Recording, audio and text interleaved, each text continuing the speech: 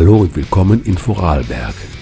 Wir sind am Bodensee gestartet und schauen uns den Osten Vorarlbergs mit seiner herrlichen Landschaft an. Unsere Rundtour von 110 Kilometern startet und endet bei Au. Sie führt über das Faschiner Joch nach Bludenz, weiter durch das 30 Kilometer lange Klostertal, über den Flexenpass, Hochtannbergpass ins Tal der Bregenzer Ache. Hier sind wir am Ortsausgang von Au, Richtung Damöls, und es geht sofort nach oben.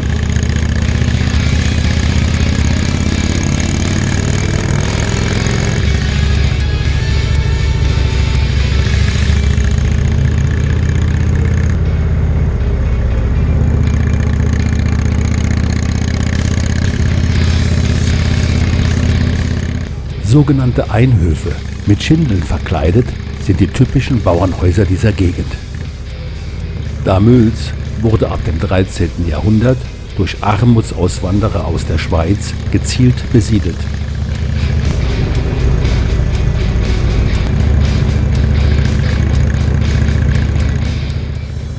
Die Hahnenköpfle-Galerie ist nicht die letzte, die wir heute durchfahren.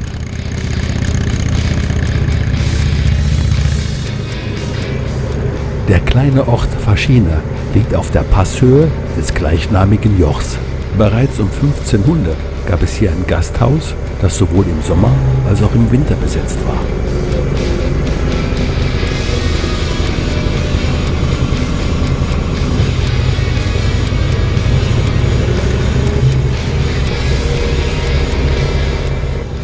Es geht schon wieder abwärts zum großen Walsertal. Der Stutztobeltunnel beseitigt die Lawinengefahr in diesem Bereich.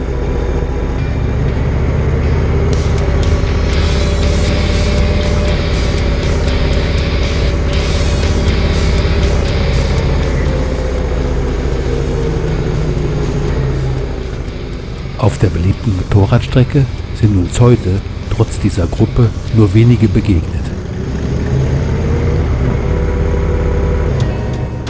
Überall staunt man über die fantastische Bergwelt.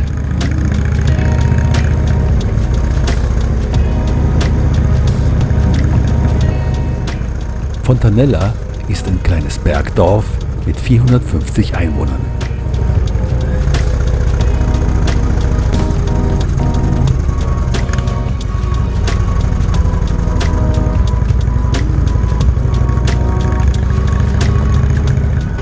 Die Hanglage ist außergewöhnlich steil und lawinengefährdet.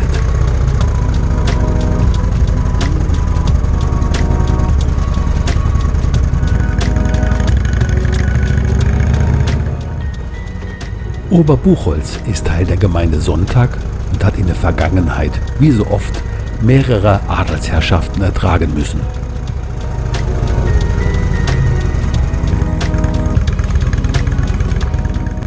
Die extreme Hanglage gefährdet auch hier die Siedlung.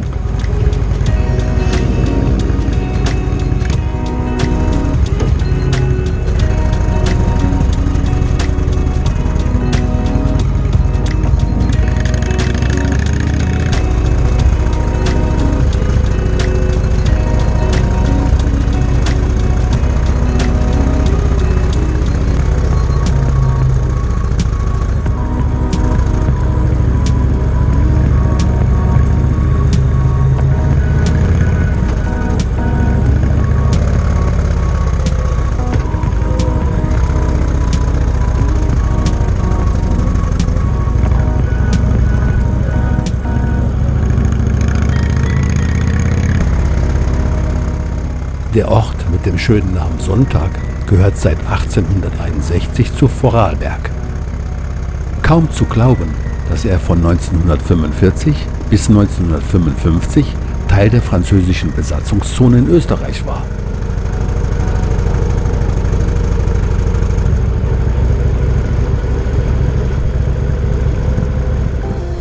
Jedenfalls muss man hier gut zu Fuß sein.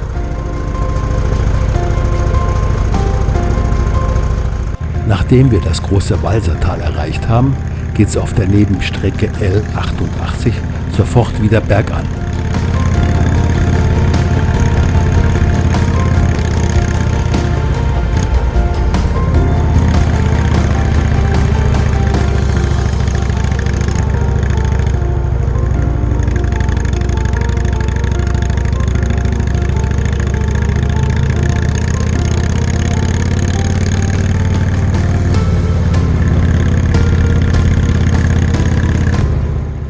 In Placera geistern noch immerhin 17 Seelen rum.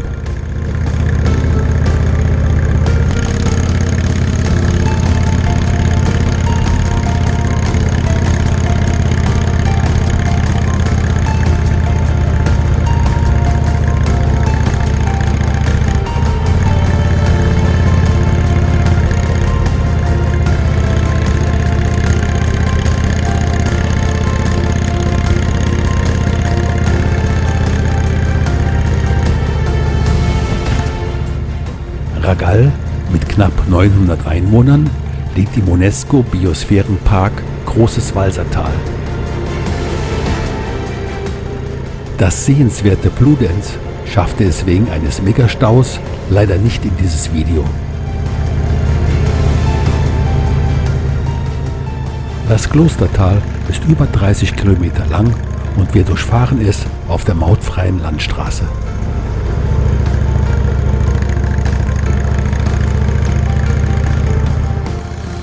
Das Tal wurde mit der Gewalt des Flusses Alfens geschaffen.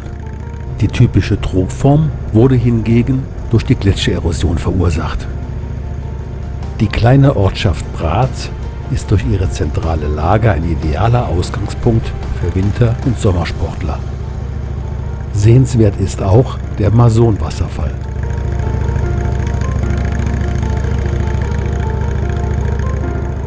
Die barocke Pfarrkirche St. Nikolaus wurde erstmals 1383 erwähnt.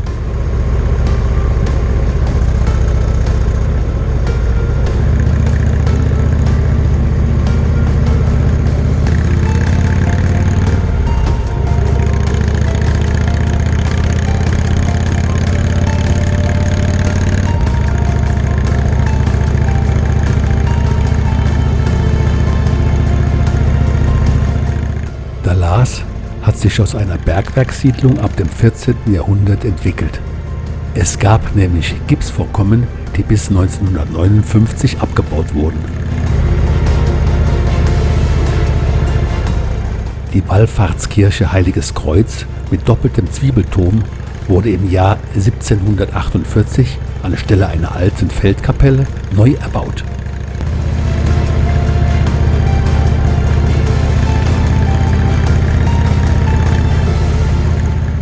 Wald am Arlberg war in der Postkutschenzeit ein bedeutender Haltepunkt auf dem Weg nach Tirol.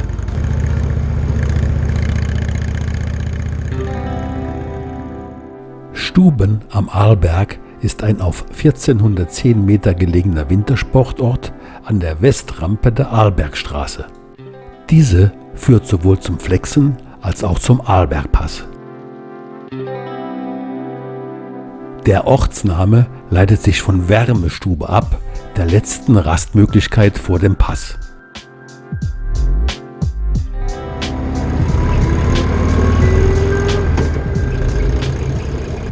Im Oktober 2015 wurde die neu gestaltete Westrampe für den Verkehr freigegeben.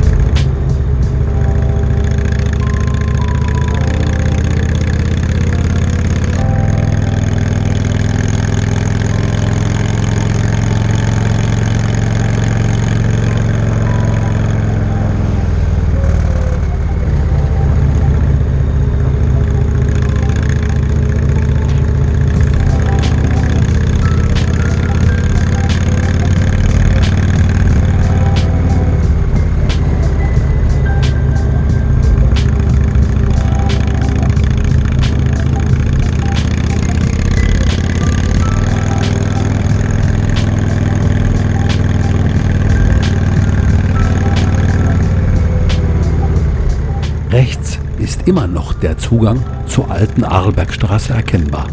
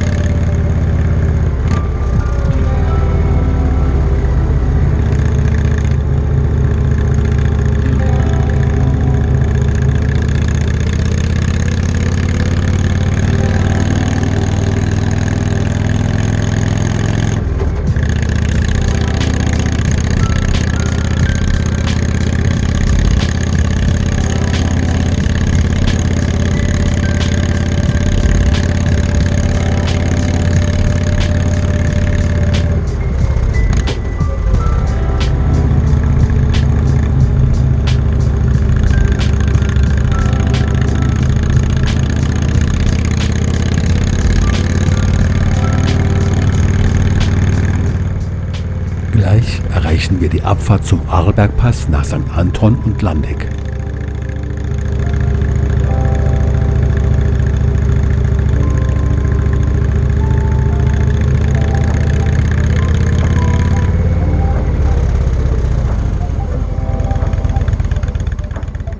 Diese Sperrung betrifft uns im Moment glücklicherweise nicht.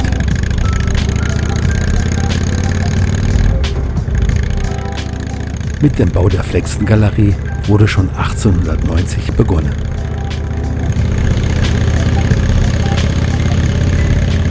Steinschlag und Lawinengefahr machte den Bau von Schutzdächern von Anfang an nötig. Die verschiedenen Bauabschnitte lassen sich gut erkennen. Der Pass ist wegen der Galerie auch im Winter befahrbar.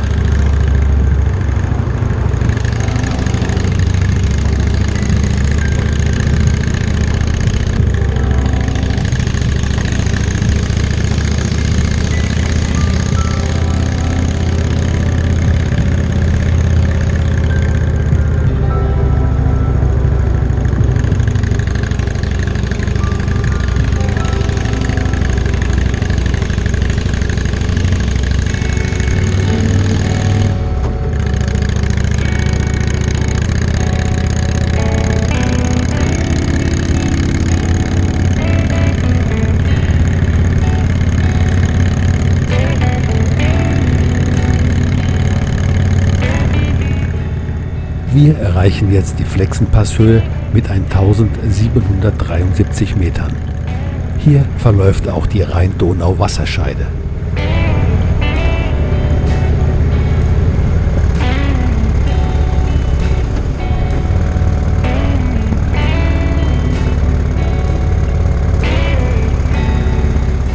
Zürs ist heute ein Wintersportort im Skigebiet Arlberg. Man kann sich vorstellen, dass in früheren Zeiten hier oben das Leben für die wenigen Bergbauern sehr schwierig war. Erst durch den Bau der Straße 1897 wurde ihre Lage besser. Hier sind wir auf dem herrlichen Weg von Zürs nach Lech.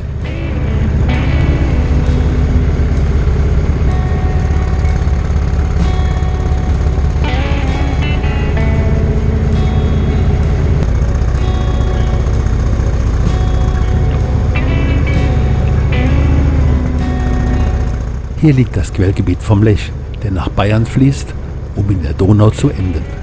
Die Gemeinde Lech hat 1500 Einwohner, die praktisch alle vom Tourismus leben.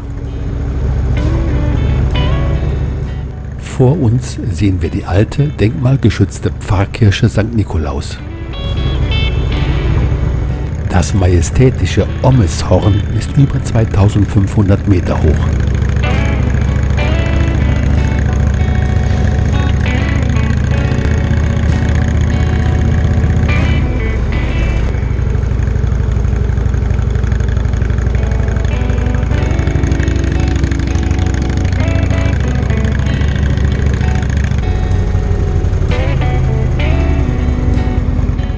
Die Berge um das obere Lechtal reichen bis auf eine Höhe von 2400 Metern.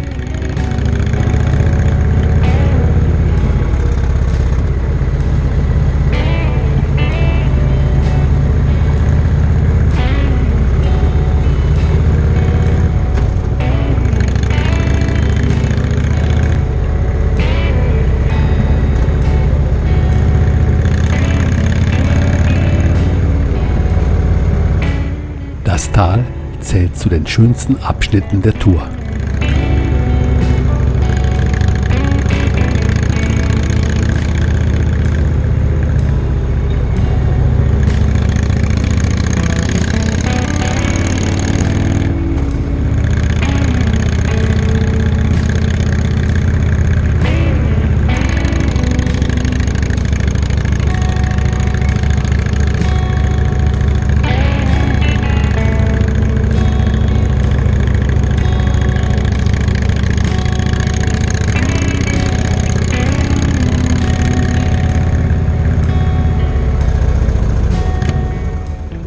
Wacht am Tannberg ist die höchstgelegene Gemeinde in Vorarlberg.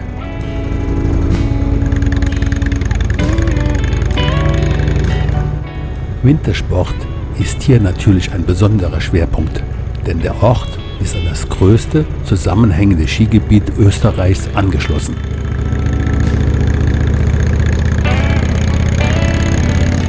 Die katholische Pfarrkirche St. Sebastian stammt aus dem 16. Jahrhundert.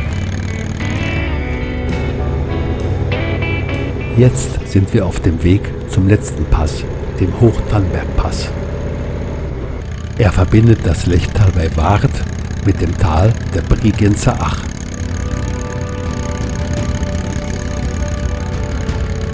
Wir erreichen jetzt die Passhöhe von 1679 Metern.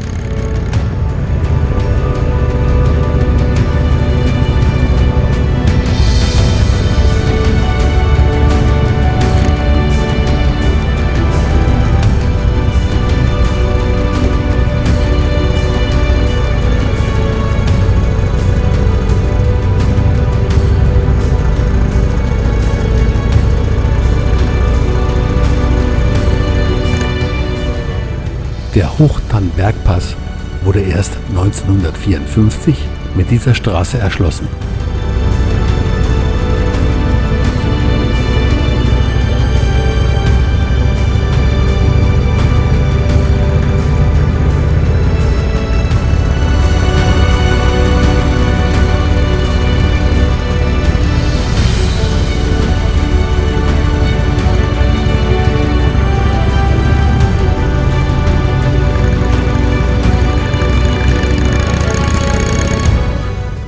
Nesleck ist der höchstgelegene Teil von Schröcken und liegt am Fuße des Hochtannbergs.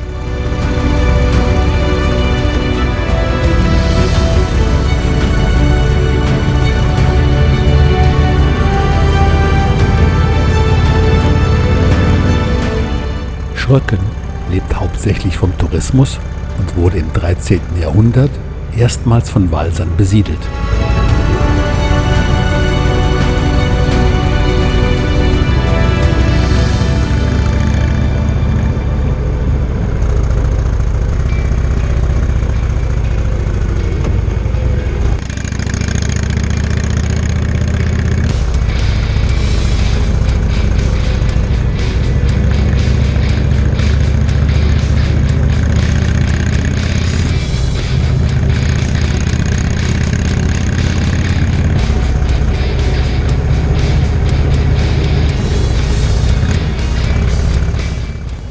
Im schönen Tal der Bregenzer Ach.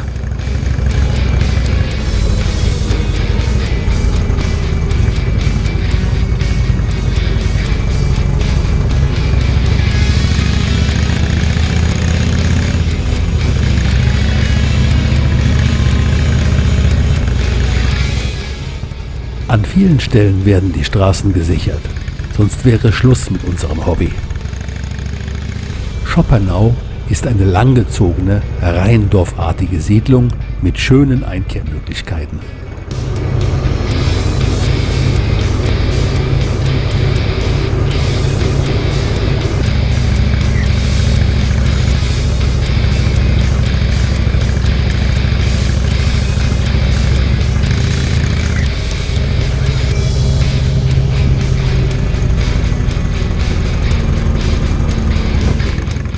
Nach wirklich tollen 110 Kilometern sind wir wieder in Au angekommen.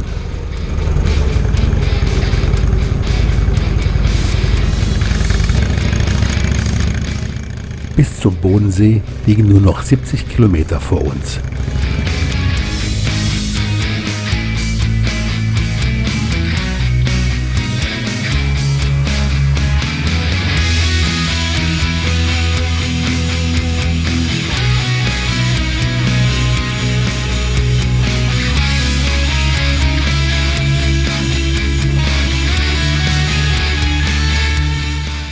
Macht es gut und bis zum nächsten Mal.